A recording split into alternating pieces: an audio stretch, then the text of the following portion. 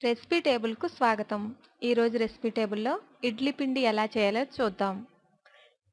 ఇడ్లీ పిండికి కావలసిన పదార్థాలు: 1 గ్లాసు మినపప్పు వాటర్‌లో వేసి 5, 6 గంటలు నానబెట్టుకోవాలి.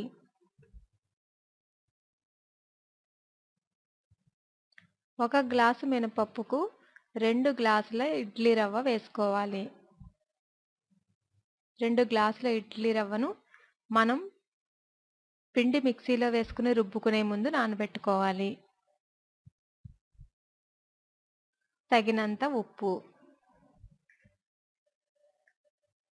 ఇప్పుడు ఇడ్లీ పిండి ఎలా తయారు చేయాలో చూద్దాం.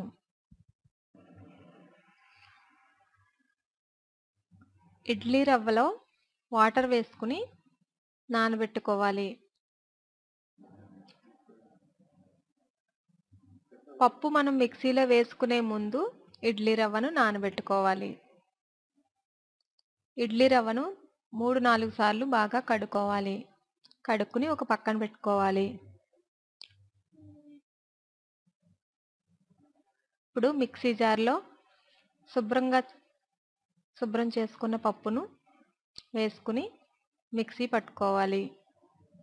ఫస్ట్ మిక్సీ వేసే ముందు వాటర్ వేయకూడదు. పప్పునంతటిని ఒకసారి రుబ్బుకుని అప్పుడు మిక్సీ మూత తీసుకొని 1/2 గ్లాసు వాటర్ వేసుకోవాలి. మిక్సీ అంచుల్లో ఏమన్నా పప్పు ఉంటే తీసుకుని మూత పెట్టుకుని మిక్సీ వేసుకోవాలి.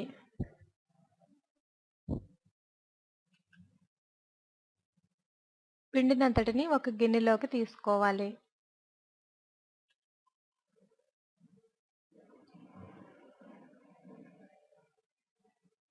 ఇప్పుడు ముందుగా మనం నానబెట్టుకుని ఉంచుకున్న నూకలో వాటర్‌నంతటిని వేరొక గిన్నెలోకి తీసివేసి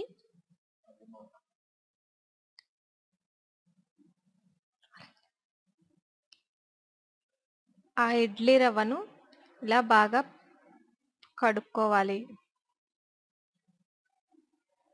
ఇలా వాటర్ తెల్లగా వచ్చే వరకు 3-4 సార్లు బాగా కడుక్కుని ఇప్పుడు ఇడ్లీ రవ్వను పిండుకుని మనం మిక్సీ చేసుకున్న పిండిలోకి వేసుకోవాలి. చేత్తో గట్టిగా ఒత్తుకుని ఆ రవ్వను వేసుకోవాలి. ఇలా ఫోటోలో చూపిస్తున్న విధంగా వీడియోలో చూపిస్తున్న విధంగా రవ్వను పిండుకుని వేసుకోవాలి. ఇలా మొత్తం రవ్వనంతటిని పిండిలోకి వేసుకున్న తర్వాత